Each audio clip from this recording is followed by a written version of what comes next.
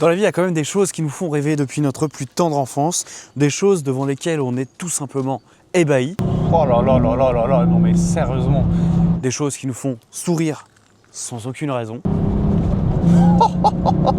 Et des choses qu'on rêve tout simplement d'essayer. Et pour lui là, ouais, ça c'est moi quand j'étais gosse, il y a quelques années, beaucoup d'années, trop d'années. Bref, le petit Anthony là, quand il était petit, il aimait beaucoup les voitures, comme beaucoup de gamins de sa génération, comme beaucoup de gamins de cet âge-là. Il a grandi avec une certaine saga, la saga Fast and Furious, dans laquelle il y a une voiture en particulier qui revient souvent. Bon, il y en a beaucoup des marquantes, mais il y en a une qui revient souvent quand même, c'est la Toyota Supra. Surtout celle du premier film qui nous a absolument tous marqués. Et depuis, c'est un rêve quand même pour lui de conduire cette voiture. 25 ans plus tard, le petit Anthony, il a bien grandi. La Toyota Supra aussi, puisqu'aujourd'hui, j'ai la chance d'essayer la Toyota GR Supra Final Edition.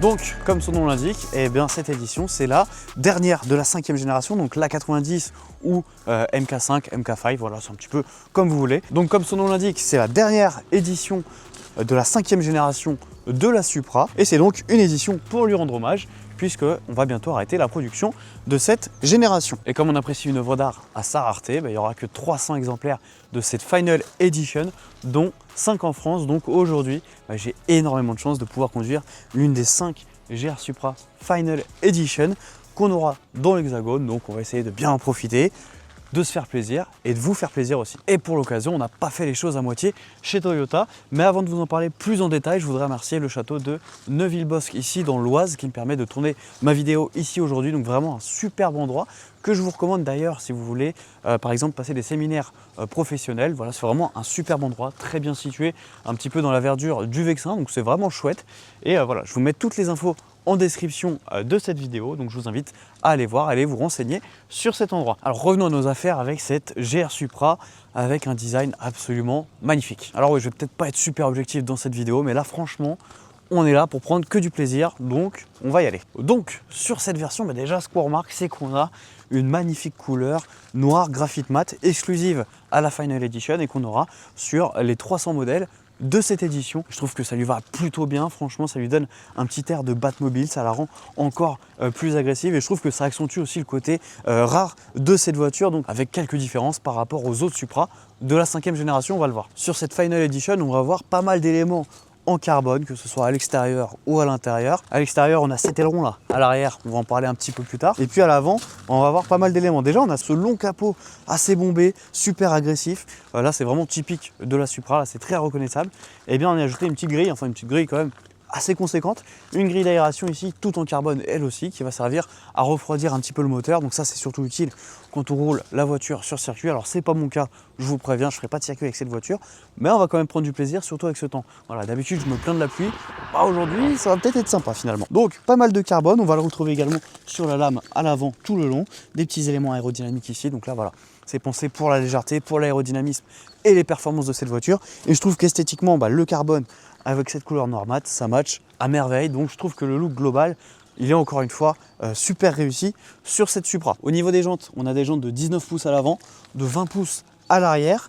Et on voit derrière les gros étriers rouges GR. Donc on a des freins percés de 395 mm à l'avant, 345 à l'arrière. Donc le freinage, ça fait partie des éléments de conduite qui ont été modifiés sur cette voiture, donc pour la rendre encore plus sportive, encore plus impressionnante. On parlera un petit peu plus tard de la fiche technique de cette voiture qui est juste hallucinante. Mais voilà, le freinage, ça fait partie des éléments qui ont été modifiés. Toujours côté performance, ici on est monté avec des pneus Michelin Pilot Sport Cup 2 qu'on retrouve par exemple sur la Porsche GT3 RS ou sur la Ferrari 488 Pista. Donc ça donne un ordre d'idée des performances de cette voiture et de sa catégorie. D'ailleurs, ces pneus ils ont été élargis de 10 mm, donc pour avoir une meilleure adhérence sur la route. Donc on voit qu'il n'y a vraiment rien qui a été laissé au hasard sur cette voiture. Alors l'arrière, je pense que c'est la partie que je préfère sur cette voiture. Déjà, regardez, on a des épaules hyper musclées ici au-dessus des passages de roue, donc ça lui donne vraiment une prestance incroyable sur la route. On a cette longue lunette arrière qui descend donc sur le petit béquet, ça c'est classique sur la Supra 5e génération, mais ce qui n'est pas classique et ce qu'on a ajouté, c'est cet aileron en col de cygne. Alors c'est pas forcément le plus imposant, mais je trouve que voilà, il fait largement l'affaire, c'est ni trop ni pas assez, donc aileron en col de cygne et tout en carbone également. Donc là, pour renforcer l'aérodynamisme, pour que la voiture soit encore plus collée à la route, plus performante, et on va le voir, quand même, ça fait son petit effet. Donc ici, on aura le logo Supra en noir. Vous avez vu, on a des plaques roses d'ailleurs. Et voilà, la signature lumineuse qui change pas trop, mais qui est toujours très réussie. Et là, on aura un double échappement, donc Akrapovic, ligne en titane qui a été refaite aussi pour cette voiture. Allez, est-ce que je vous ferai pas un petit peu d'ASMR là? Je vais poser le micro derrière le pot. Et on va en profiter.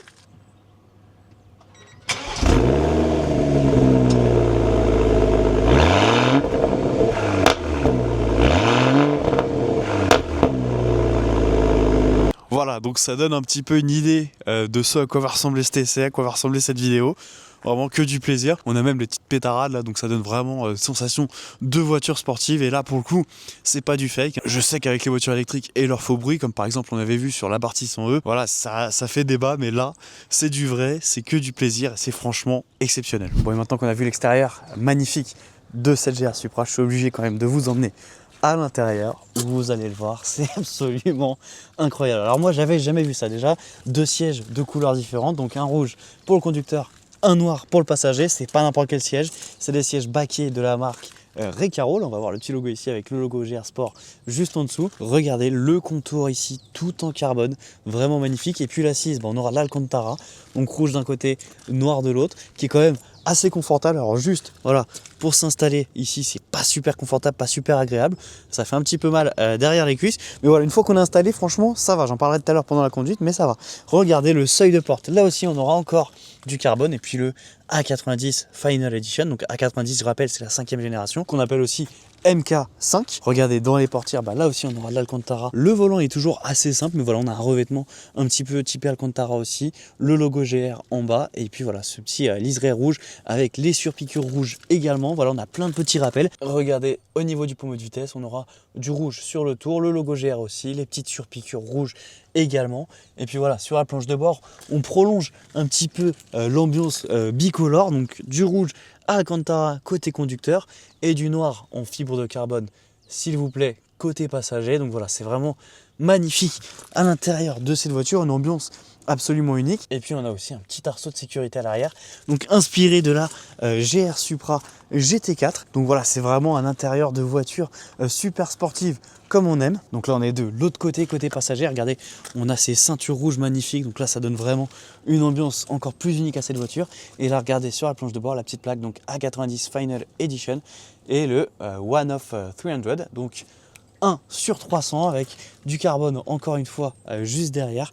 Donc vraiment une ambiance exceptionnelle et unique à bord de cette voiture. On a aussi un petit écran d'infodivertissement, mais voilà, est-ce que c'est vraiment ce qui vous intéresse, puisqu'on a déjà cette boîte manuelle que j'ai hâte de vous faire découvrir. Et donc un intérieur vraiment exceptionnel, mais aussi quand même assez agréable pour une voiture de ce type.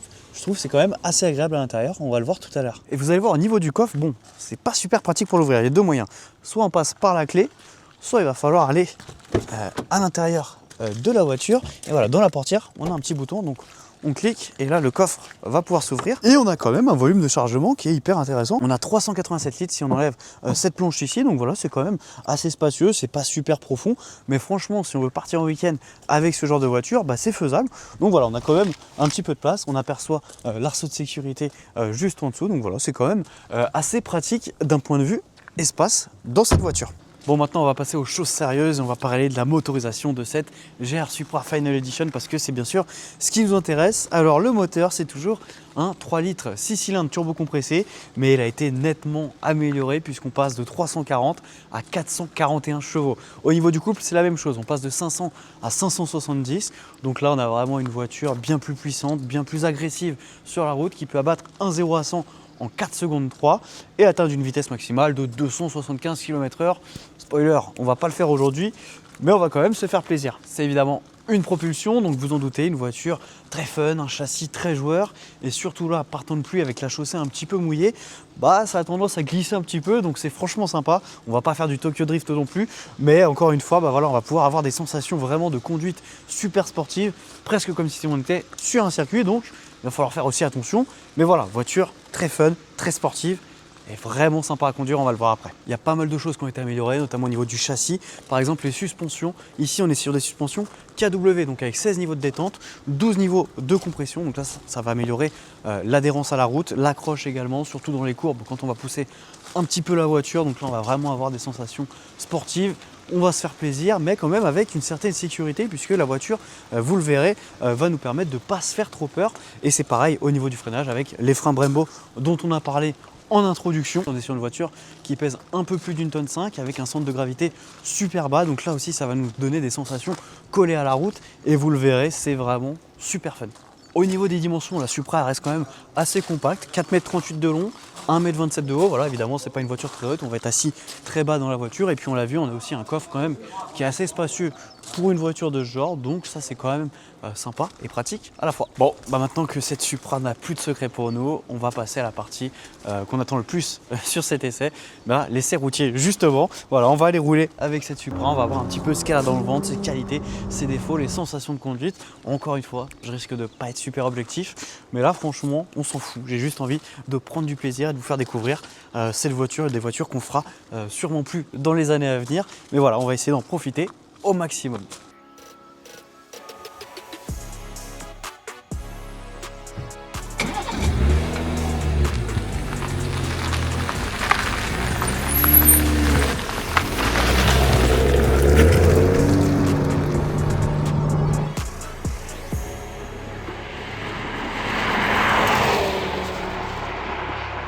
Alors là, j'ai quand même une sacrée mission qui va être de vous partager ce qu'on ressent à l'intérieur de cette voiture une fois qu'on est derrière son volant. Et croyez-moi, c'est pas facile parce que là, on vit vraiment quelque chose d'unique quand on conduit une voiture de ce genre et qu'on aime un minimum les voitures. Je pense que même si on n'aime pas trop les voitures, on ressent quelque chose déjà en termes de sonorité, en termes de sensations, etc. Vous allez le voir, c'est vraiment une sensation unique et ça commence dès le démarrage parce que voilà, quand on démarre ce moteur, on a même la petite pétarade juste à l'allumage, donc on se dit déjà qu'on va passer un très très bon moment. Et pour passer un meilleur moment, ce qu'on va faire directement, parce que oui, c'est une voiture moderne, donc forcément il y a les bip bip, l'assistant de vitesse avec la petite alerte, voilà, dès qu'on franchit la ligne. C'est la même chose pour le changement de voie, donc voilà, on va désactiver, comme ça on va être tranquille et on va pouvoir se faire plaisir. Mode sport évidemment, on va même pouvoir enlever le SP parce qu'aujourd'hui la route elle est pas trop humide, donc voilà, on va pouvoir se faire plaisir.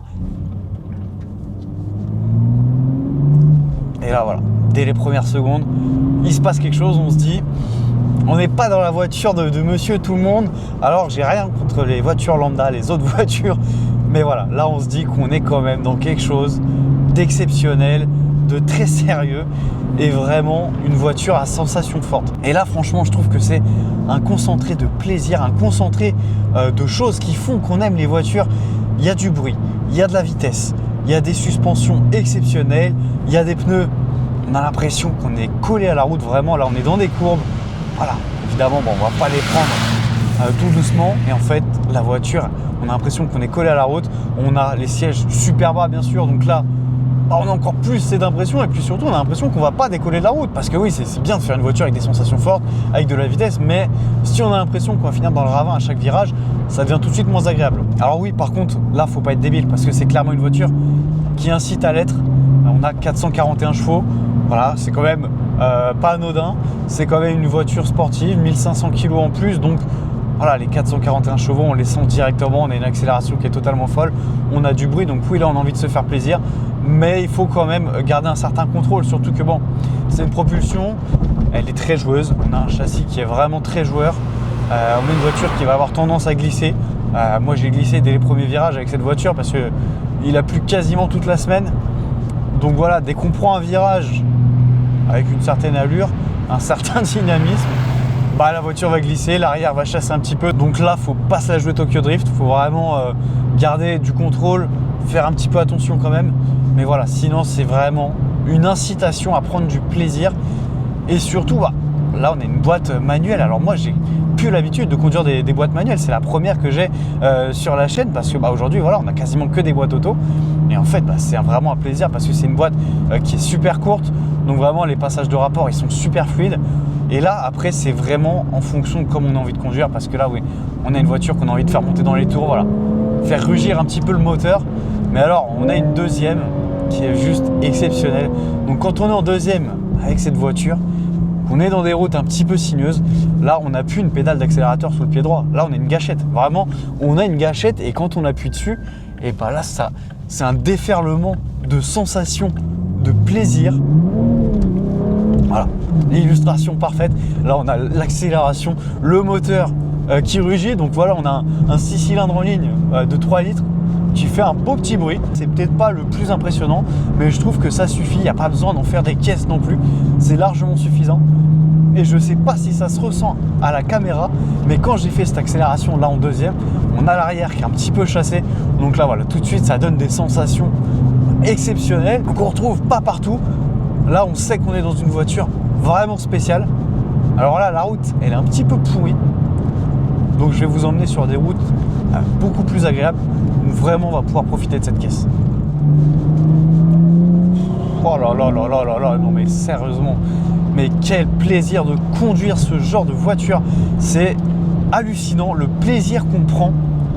Et en plus on se sent vraiment en sécurité dans cette caisse, on a vraiment l'impression d'être collé à la route.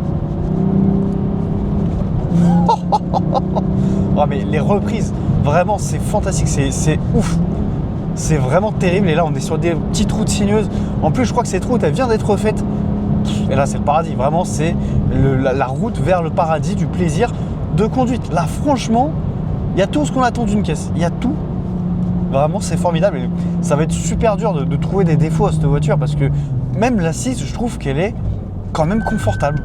Franchement pour une voiture de ce type, d'ailleurs là il y a un panneau enfer, c'est très marrant. Est-ce qu'on va l'envoyer en enfer? On va voir. Et voilà ce que je vous disais tout à l'heure, la deuxième dans des petites routes sinueuses, et vraiment une direction mais qui est fantastique. Vraiment la direction au volant de cette caisse. Quand on rétrograde, vraiment il y a le moteur qui rugit, les petites pétarades, franchement c'est que du plaisir. Et là je me dis mais je suis tranquille parce que la voiture elle garde une trajectoire mais qui est juste parfaite, j'ai pas besoin de forcer, je suis pas là tétanisé sur le volant, donc ça c'est quand même super agréable sur ce genre de caisse qu'on n'a pas envie d'abîmer, avec lequel on a envie de se faire plaisir sans se faire peur. Et bah là il y a tout qui est réuni pour nous offrir la meilleure expérience de conduite possible, et c'est franchement un régal. Et puis s'il y a besoin, il y a le freinage. Et ça, j'en ai pas assez parlé peut-être en intro, mais on a des énormes disques à l'avant de près de 40 cm. C'est quand même costaud. Près de 35 cm à l'arrière. Et en fait, le freinage, voilà, il est vraiment très réactif aussi. Donc voilà, si on se fait peur, il y a quand même ça en backup, en petit soutien. Donc là, ça permet vraiment d'avoir toutes les armes possibles pour se faire plaisir, tout simplement. Ouais, puis bien sûr, hein, c'est une voiture qui fait tourner la tête là. J'ai jamais eu autant de regards sur moi qu'avec cette voiture. Il y en a eu quand même des originales qui ont attiré l'œil, mais là ça attire pas seulement l'œil, parce que oui, j'ai eu beaucoup d'électrique. J'adore l'électrique hein, d'ailleurs, mais là voilà, c'est des sensations qu'on peut pas avoir avec de l'électrique, c'est clair et net. J'adore les voitures électriques, j'adore les découvrir, les essayer, mais là il y a un truc en plus quand même, des sensations qu'on ne pourra pas reproduire. Alors je sais pas si vous entendez, mais les freins ils grincent un peu par contre, ça c'est pas super agréable. Alors la voiture elle a 10 000 km, donc elle a fait aussi du circuit et tout.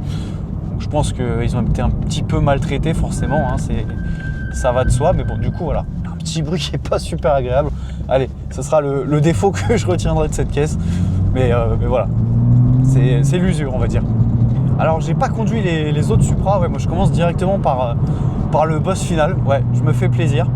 Mais on sent vraiment qu'il y a eu du travail de fait, franchement, les suspensions, le châssis, la direction, en fait ça nous offre vraiment des sensations, encore une fois je vais me répéter, collées à la route, où on se dit waouh, la trajectoire est complètement folle, et la voiture nous dit bah vas-y, fais-toi plaisir, et moi je m'occupe du reste. Alors même passer des dodanes, c'est pas désagréable avec cette caisse. Ce qui est désagréable, c'est d'avoir peur forcément de d'abîmer la lame à l'avant, la lame toute en carbone. Mais franchement, ouais, il y a pas du tout de défaut. Et puis voilà, on se sent vraiment bien à l'intérieur de cette voiture. Le volant, il est tellement agréable à prendre en main, il est tellement agréable à utiliser. Franchement, il y a tout, je trouve, qui est bien fait. Et là, je suis pas super objectif peut-être parce que j'adore cette voiture. Il y a sans doute des défauts auxquels je prête pas attention parce qu'en fait, je suis tellement focalisé sur le plaisir procuré par cette voiture. Et je me dis aussi, mais c'est des voitures, il faut en profiter, quoi. Si on a l'occasion d'en conduire. Et d'ailleurs, je remercie Toyota parce que là, c'est vraiment une chance unique de conduire une voiture de ce genre. Et j'espère que ça vous plaira parce que moi, c'est vraiment le genre de voiture que j'adore. J'ai pas eu l'occasion d'en conduire beaucoup pour le moment, mais là, je peux vous dire que ça donne envie.